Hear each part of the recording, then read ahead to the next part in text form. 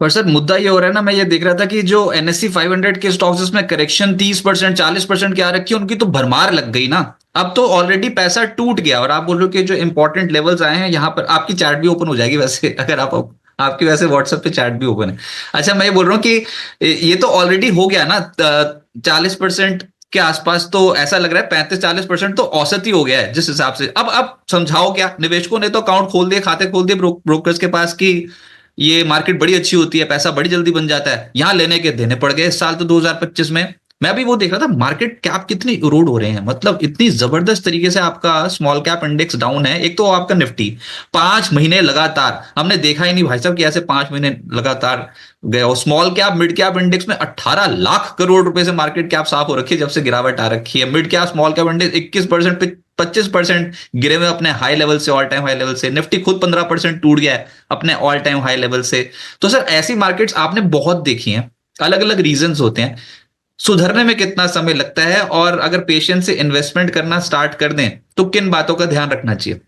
सबसे पहले इन्वेस्टमेंट की जो बात है, ऐसे मार्केट देखे हैं, बट इस बार दिक्कत यही है कि जो स्ट्रेच हुआ है 5-6 महीना 7 महीना वो ज्यादा हो गया है। इवन कोविड में जब भी मार्च में लो लगा था, एंड में करीबन स्लो स्लो गिरना चालू हुआ था, और जो एकदम बड़ा फॉल था वो by the end of March खत्म हो गया था करीबन 3 महीने में।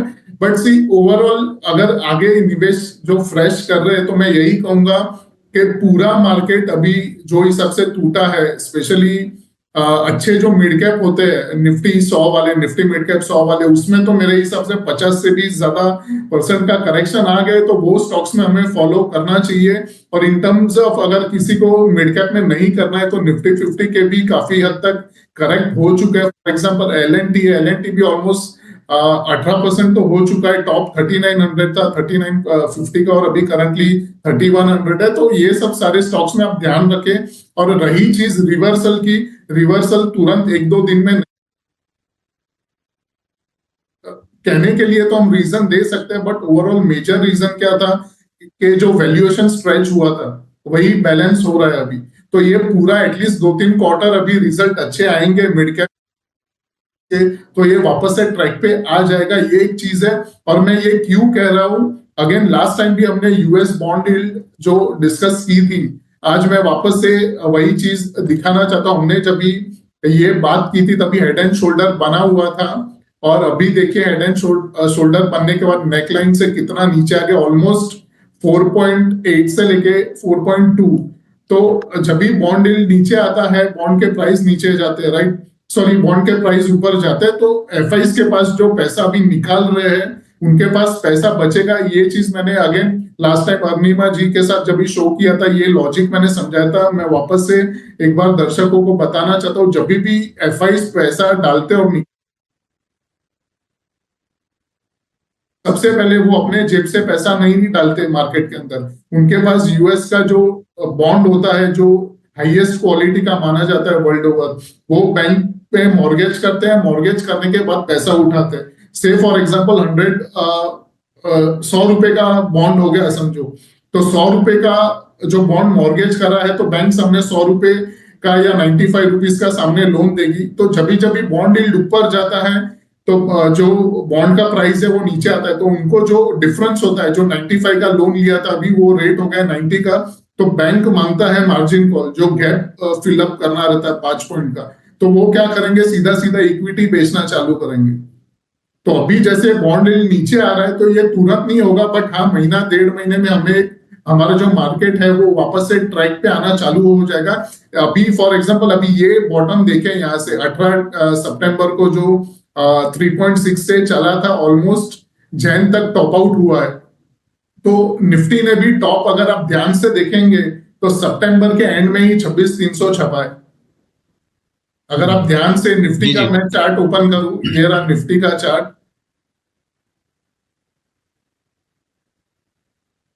सी यहाँ पे अगर हम देखेंगे तो ऑलमोस्ट 27 सितंबर 2024, उसके बाद से फॉल कंटिन्यूसली चल रहा है। इसका मतलब क्या था कि जब भी bond yield out of control हुआ था, उसके बाद ही टॉप बना था, और हमने एक अच्छी खासी इसमें करेक्शन भी देखी थी मार्केट के अंदर। तो अभी इनवर्स रिलेशनशिप है, बॉन्ड यील्ड टूट रहा है तो थोड़ा स्टेबलाइज हो जाएगा समवेयर अराउंड 4 से लेके 4.25 तक, तो हमारा मार्केट वापस कवर कर जाएगा आने वाले 1.5 से 2 महीनों के अंदर। 1.5 से 2 महीने सर, बहुत बहुत मतलब अगर आपने आपने बोल दिया तो बहुत क्लोजली हम ट्रैक कर रहे हैं, मान भी लेंगे। 1.5 से 2 महीने रिकवर करने की बात हो रही है। ऑल टाइम हाई लेवल्स तो हम भूल चुके हैं, वो कौन से लेवल्स थे, वो कहाँ आए थे, कब आए थे पता नहीं। वो कुछ आया था मार्केट में बहुत शक्तिशाली मूव, वो तो सब स्वाहा हो गया। सर एक चीज मैं आपसे भी पूछता हूँ, जैसे मार्च सीरीज आज से शुरू हुई है, आमतौर पे ना जब अगर अगर तो सीरीज अच्छी कटनी होती है तो पहले तो आप मंथली पॉजिटिव हो, सीरीज में भी पॉजिटिव पॉजिटिव चलोगे तभी तो कैंडल हरी हरी हरी बननी शुरू होगी। यहाँ क्या हो रहा है, यहाँ नीचे ले जाएंगे पहले, और उसके बाद नीचे से अगर रिकवरी करानी होगी, दया कर देंगे हमारे ऊपर, तो नीचे से फिर खरीदारी होती हुई नजर आएगी। एफआईएस खरीदारी तो कर नहीं रहे, फरवरी में भी नहीं करी, मार्च में नहीं करी। अच्छा मैं आपको बताता हूँ पिछले कुछ सीरीज का हाल बताता हूँ। अक्टूबर से शुरू करते हैं। अक्टूबर से जो गिरावट आई है वो आई है ये निफ्टी जो है, पहले तो मार्च सीरीज कैसे गुजरती है वो बताता हूँ। मार्च सीरीज 2021 में 5% नेगेटिव थी, ठीक है। 2022 में 7.5% पॉजिटिव थी, 2023 में 2.5% नेगेटिव थी, 2024 में 1.5% 1.6% पॉजिटिव थी। ऐसी थी मार्च सीरीज, बिखरी बिखरी, कभी ऊपर जाते कभी नीचे जाते, कभी ऊपर जाते कभी नीचे जाते, ऐसे 50-50% मान लो। और अगर 10 साल का पीरियड देखोगे तो अच्छे रिटर्न मिल जाते हैं। एक्स 2020 में तो बहुत बुरी तरीके से क्रैश किए थे। अच्छा अब उसके बाद हमने पिछले 5 सीरीज में ये, अब तो खैर 3800 पॉइंट से ज्यादा हो गया होगा, 3900 पॉइंट्स के आसपास हो गया होगा निफ्टी नीचे। लेकिन जिस अनुपात में आप गए हो, अक्टूबर 2024 में 2011 पॉइंट्स गया मार्केट, फिर नवंबर 2024 में 291 पॉइंट्स, दिसंबर 2024 में 164 पॉइंट्स, जनवरी 2025 में 501 पॉइंट, और फरवरी में तो हड़कंप मचा ही हुआ है। वन वे ट्रैक पे आप नीचे चलते चले जा रहे हो, मेरे ख्याल से 900,000 पॉइंट्स उड़ गए होंगे। और इस बार के जो मार्च सीरीज में रोल ओवर्स हुए हैं वो हुए 83.6%, 83.6% के रोल ओवर्स। इतने हद कर दिए शॉर्ट कर करके, कहीं पर भी लॉन्ग नहीं करी। 83.6% के रोल ओवर्स हो रखे हैं, औसत है 79.6% का। मतलब एक तो एफ आपके 15% से ऊपर इंडेक्स लॉन्ग करने को तैयार नहीं, ऊपर से रोल ओवर और करके गए हुए हैं 83.6%। व्यूअर्स को बता दो रोल ओवर मतलब जो पिछले सीरीज में पोजीशन बनाई थी वैसी ही कुछ पोजीशंस आप रोल ओवर करके नेक्स्ट सीरीज में भी खड़ी कर रहे हो। सर ये अभी मार्च में 1.7 करोड़ शेयर्स का ओपन इंटरेस्ट खड़ा हुआ है, इंडेक्स लॉन्ग आप 16% 15% के आसपास के हो, रोल ओवर आपके 83.6% के, कैसे आएगी रिकवरी? मतलब ऐसा कौन सा संकेत है रिकवरी लेके? मतलब वही है, फिर लेवल्स ही टेस्ट करते जाएंगे हम, लोअर लेवल्स। ये सारी चीजें तो आई थिंक 15 से 20 मिनट लगते हैं चेंज होने के लिए। ये जो डेटा हाँ रहते हैं रोल ओवर वाले, जब भी मैं ये इसलिए बता रहा हूँ, सबसे पहली चीज मैं टेक्निकली तो बता ही रहा हूँ, प्लस यूएस का जो मैंने बॉन्ड बताया वो एक चीज है। दूसरा चीज ये है कि जो उनका उनका जो यील्ड का स्ट्रक्चर बना है वो मुझे लग रहा है कि ऑलमोस्ट ये हो चुका है कंटिन्यूअसली। मेरे हिसाब से नेक्स्ट 6-7 महीने के अंदर 3.5 से 4 के बीच में ही रहेगा, बेस्ड ऑन चार्ट जो बॉन्ड का मैंने आपको बताया। तो ये पहला संकेत है जो अपने मार्केट को ऊपर लेके जाएगा। डेफिनेटली एफआईज के पास पैसे आएंगे तभी वो करेंगे ये।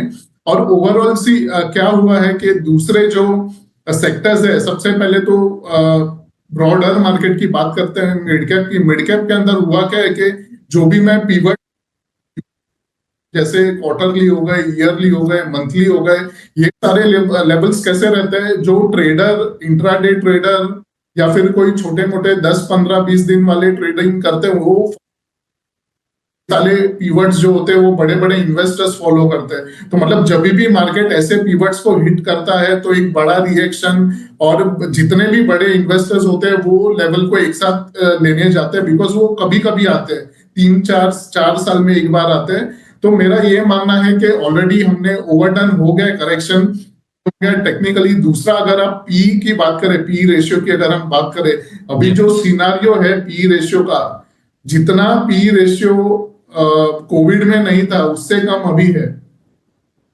लो अगर, क्योंकि ये चीज इसीलिए पता है, जब मैं नॉर्मली डिस्कशन करते रहता हूँ हमारे फंडामेंटल टीम के साथ भी, तो आज ही मेरी बात हुई, कल भी हुई थी, कि जो पी रेशियो, निफ्टी की बात तो ठीक है, लेकिन ओवरऑल मैं स्टॉक्स की भी बात कर रहा हूँ, मिड कैप हो गए, लार्ज कैप हो गए, तो पी रेशियो जब भी वो टाइम पे था उससे भी कम अभी है।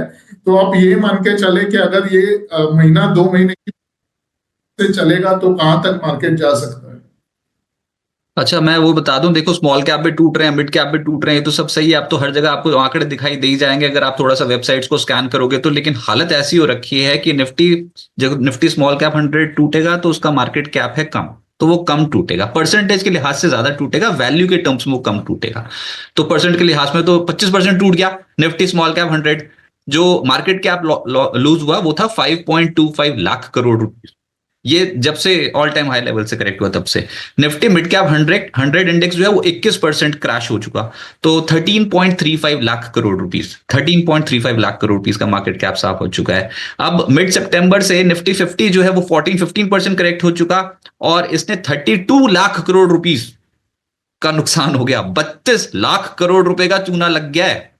इतनी बुरी तरीके से मार्केट गई है ना इस बार। और जो पी की बात हो रही है, now we are trading below 20, में को 19 के भी नीचे मेरे ख्याल से कर रहे होगे आप काम का। देखना पड़ेगा कितने स्टैंड डेविएशंस होती हैं। लेकिन पी रेशियोज जो है, जैसे अभी जिगर जी बता रहे थे, वो बहुत बहुत ज्यादा डेविएट हो गए हैं अपनी जो औसत एवरेजेस होती हैं उससे नीचे आते चले जा रहे हैं। यू आर गेटिंग ओवरसोल्ड, कोई खरीदने को तैयार नहीं हो रहा है।